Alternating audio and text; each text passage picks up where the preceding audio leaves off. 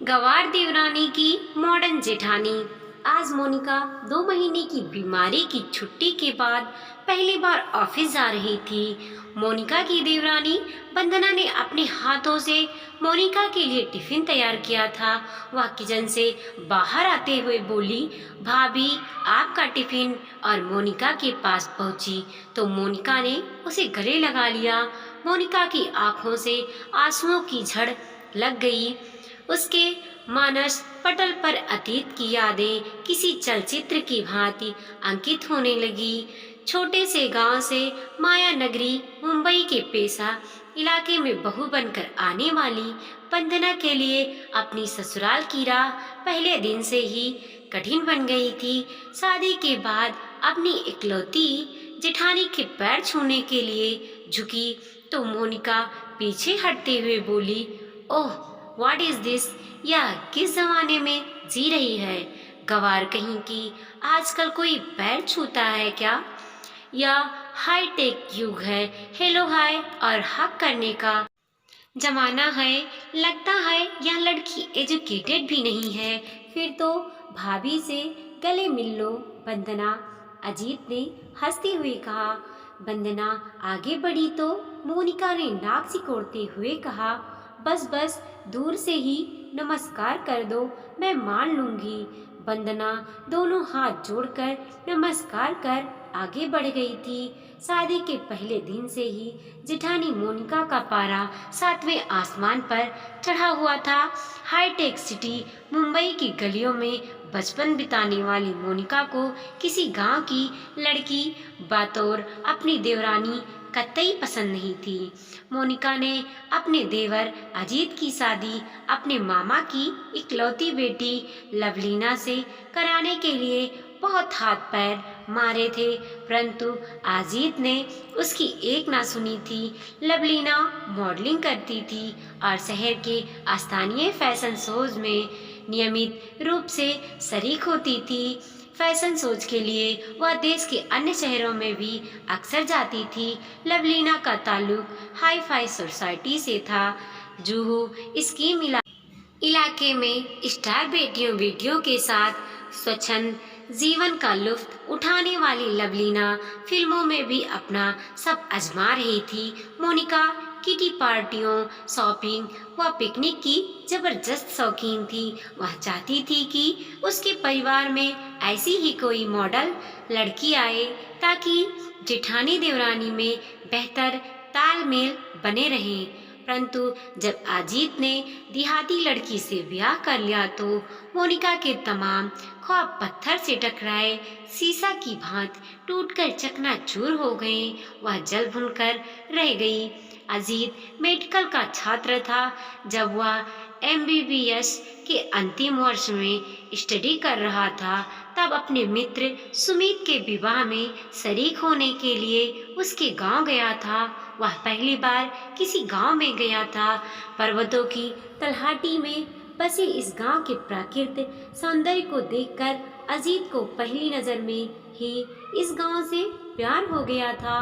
गांव के चारों ओर हरियाली दूर दूर तक लहराते हरे भरे खेत, खेतों में फुदकती चिड़िया, हरे भरे घने वृक्ष पर कलरव करते बिहाग और उनकी छब में नृत्य करते मोर, अमरइयों को में कूकती कोयल आदि ने अजीत को इतना प्रभावित किया कि वह शादी के बाद भी कई दिनों तक अपने दोस्त के घर पर ही रुक गया था। अपने दोस्त के विवाह में ही अजीत ने वंदना को देखा था। विवाह के 2 दिन पूर्व आयोजित संगीत संध्या में उसने वंदना को गाते और नृत्य करते हुए पहली बार देखा था। संगीत संध्या की रात नींद ने अजीत की आंखों से किनारा कर लिया था। रात भर उसकी आंखों के सामने वंदना का चेहरा ही घूम रहा था। उसे लगा कि अब उसकी तलाश पूरी हो गई है। उसके दिमाग में जीवन साथी की जो तस्वीर थी उसी के अनुरूप वंदना थी। सुमित के विवाह के बाद अजीत ने वंदना के बारे में छानबीन शुरू कर दी थी। उसने सुमित के पिता शिव शंकर प्रसाद जी से इस बारे में पूछा तो उन्होंने बताया, बेटा, वंदना पंडित राम प्रसाद की ज्येष्ठ कन्या है। वह सेवानिवृत्त अध्यापक है जो 2 वर्ष पहले सेवानिवृत्त हुए हैं। घर की गरीबी के कारण वंदना ने कक्षा 10वीं में उत्तीर्ण कर स्कूल को अलविदा कह दिया था। वंदना मेरी गोद में खेली है। लड़की बहुत ही संस्कारित, सुशील और बुद्धिमान है। वंदना की आवाज़ ही बहुत मीठी व सुरीली है। वह बहुत अच्छा गाती है। सुमित के विवाह में संगीत संध्या में तुमने वंदना के गीत सुने होंगे। अजीत, एक बात मैं तुम्हें यह भी बताना चाहूँगा कि वंदना के विवाह की चिंता ने राम प्रसाद की नींद हराम कर दी है। उनकी बिरादरी के कई लोग वंदना को देखने आते हैं, पर दहेज पर आकर बात फिसल जाती है।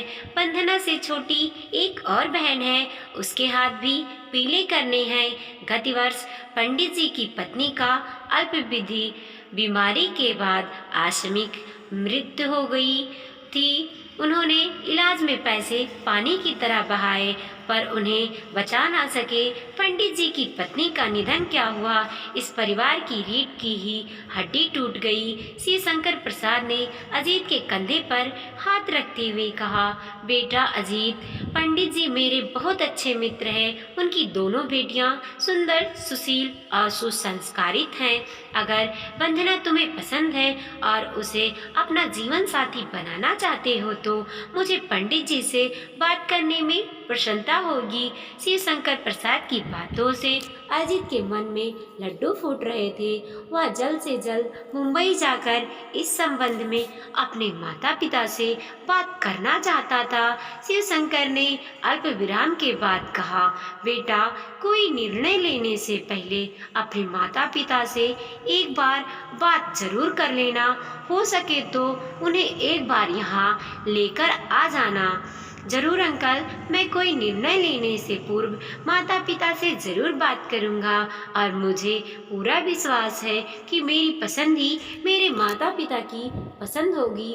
अंकल, वंदना तो मुझे पहली ही नज़र में पसंद आ गई। मैं ऐसी ही लड़की को अपनी जीवन संगिनी बनाना चाहता हूँ, जिसका मन स्वच्छ कांच की तरह पारदर्शक हो, जिसका अपार साहस देखा जा सकता है।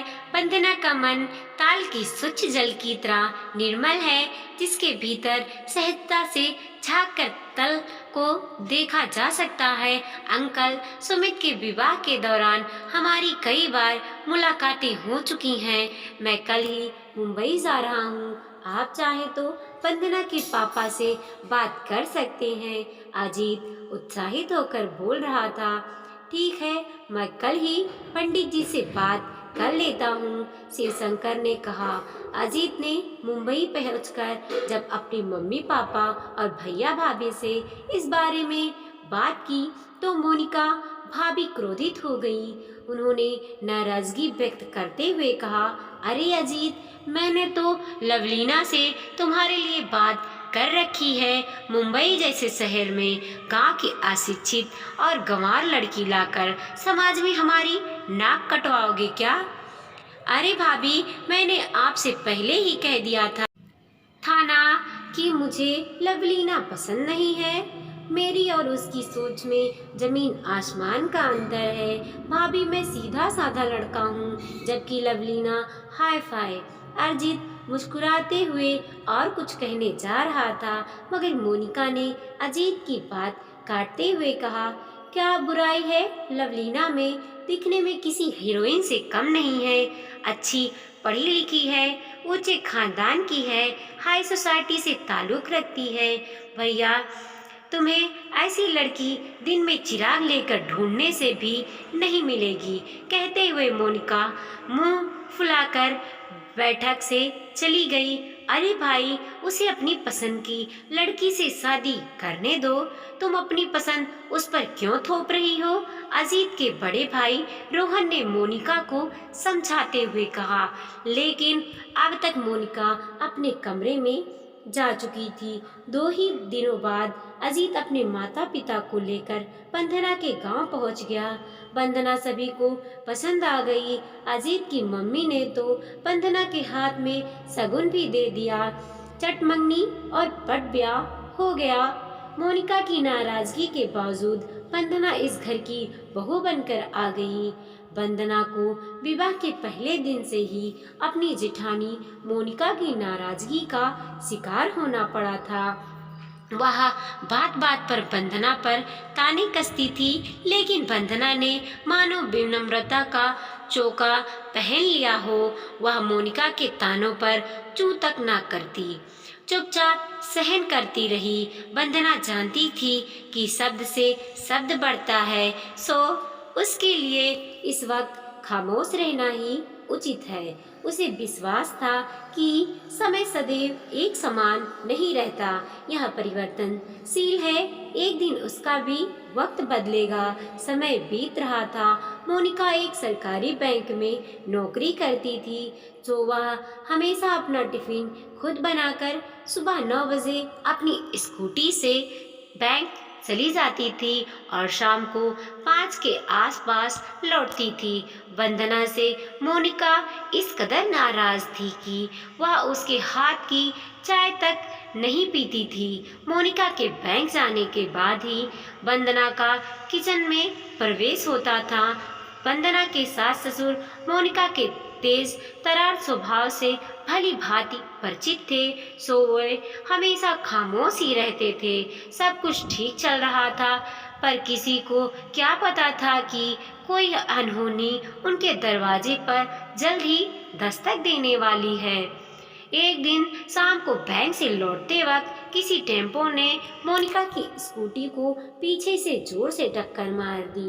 मोनिका ने हेलमेट पहना हुआ था, इसीलिए उसके सिर पर चोट नहीं आई, मगर उसके दाएं हाथ और बाएं पैर पर गहरी चोट आई। किसी भले व्यक्ति ने अपनी कार से मोनिका को नजदीक के अस्पताल में पहुंचाया था। अस्पताल से फोन आते ही अजीत और वंदना तुरंत अस्पताल पहुंचे। मोनिका के पति रोहन ऑफिस के काम से भोपाल गए हुए थे। अजीत ने देखा कि मोनिका आईसीयू में है। डॉक्टरों ने बताया कि वह अभी बेहोशी की अवस्था में है, कुछ देर में उन्हें होश आ जाएगा। हेलमेट की वजह से उनके सिर में कोई चोट नहीं आई, मगर वह घबराकर बेहोश हो गई हैं। उनके हाथ और पैर में गहरी चोट लगी है, फ्रैक्चर भी हो सकता है। एक्सरे रिपोर्ट आने के बाद पता चल जाएगा। कुछ ही देर में मोनिका को होश आ गया। डॉक्टर ने अजीत को इशारे से अंदर बुलाया। अजीत ने मोनिका को बताया कि वो बिल्कुल ना घबराए, उनके हाथ और पैर में ही चोट लगी है, सिर पर कहीं चोट नहीं आई है। एक्सरे से मालूम पड़ जाएगा कि फ्रैक्चर है या नहीं। कुछ ही देर बाद डॉक्टर ने एक्सरे देखकर अजीत को बताया कि मोनिका के दाएं हाथ और बाएं पैर में फ्रैक्चर है, उन्हें करीब 1 सप्ताह अस्पताल में रहना पड़ेगा। अजीत ने फोन द्वारा रोहन को घटना की जानकारी दे दी। करीब 2 सप्ताह के बाद मोनिका को अस्पताल से छुट्टी मिली। अजीत और वंदना के साथ मोनिका घर पर आई। घर के दरवाजे पर मोनिका को रोककर वंदना ने कहा, भाभी, अब तुम अपने लिए पानी का गिलास तक नहीं लोगी। डॉक्टर ने वैसे भी आपको पूरा 2 महीने आराम करने की सलाह दी है। फिर आपके एक हाथ और एक पैर पर प्लास्टर चढ़ा है, सो आपको अब आराम की सख्त ज़रूरत है। आज से आप मुझे कोई भी और किसी प्रकार का काम करने के लिए कहने में कोई संकोच नहीं करोगी। ऐसा मुझसे वादा करो, तभी आपको मैं घर के अंदर आने दूंगी। यह कहने के साथ ही वंदना 20 दरवाजे पर खड़ी हो गई। मोनिका की आंखों से आंसू छलक पड़े। उसने वंदना को एक हाथ से अपनी ओर खींचते हुए उसका माथा चूम लिया और रुंधे कंठ से बोली, वंदना, मुझे माफ कर देना। मैंने तुम्हें ना जाने क्या क्या कहा और तुम्हें बेवजह परेशान भी बहुत किया। तुम पिछले 2 सप्ताह से सब कुछ भुलाकर मेरी सेवा में समर्पित हो गई। इतनी सेवा तो अपना भी कोई नहीं करेगा। वंदना, तुम्हें इस घर में आए अभी 7 महीने ही हुए हैं, पर तुमने अपनी मृदुलवाणी और विनम्र भाव से हम सबका दिल जीत लिया। मुझे अजीत की पसंद पर गर्व है। वंदना, तुम्हारे बर्ताव से एक बात मेरी समझ में आ गई कि गांव की लड़की अशिक्षित हो सकती है मगर असंस्कारित नहीं। तुम पारिवारिक एटिकेट्स की जीती जागती मूर्त हो। वंदना प्लीज पहले तुम मुझे माफ कर दो, तो ही मैं घर के अंदर प्रवेश करूंगी। भाभी, आप बड़ी बहन के समान हैं, जिसे अपनी छोटी बहन को डांटने और फटकारने का हक तो होता है ना। फिर भला मुझे बुरा क्यों लगेगा? आप माफी की बात करके मुझे शर्मिंदा ना करें, यह तो आपका विनय है भाभी। कहते हुए वंदना ने अपनी जेठानी को बाहों में भर लिया। अरे भाई, देवरानी और जेठानी का डायलॉग बाजी खत्म हो गया हो तो हम अंदर चले क्या? मुझे और अजीत को जोर से भूख लगी है। दरवाजे के बाहर खड़े रोहन ने अजीत की ओर देखकर मुस्कुराते हुए कहा, हाँ हाँ भाई साहब, खत्म हो गई है हमारी डायलॉग बाजी। आप सब भीतर आइए, मैं भाभी को अपने कमरे में बिठाकर आप सभी के लिए चाय नाश्ता बनाती हूँ। कहते हुए वंदना ने अपने दोनों हाथ मोनिका की तरफ बढ़ा दिए, जिन्हें उसने कसकर पकड़ लिया और धीरे धीरे वंदना का सहारा लेते हुए अपने कमरे की ओर बढ़ने लगी। अरे भाभी, आप कहाँ खो गई हैं? अब तो मेरा हाथ छोड़ो ना। आपने कब से इसे कस के पकड़ रखा है? आपको बैंक जाने में देरी हो रही है। वंदना ने कहा। ओह सॉरी वंदना, मैं तो अतीत में पहुंच गई थी। कहते हुए मोनिका ने वंदना के हाथ से टिफिन ले लिया और अपने पति रोहन के साथ धीरे धीरे सीढ़ियों से उतरने लगी।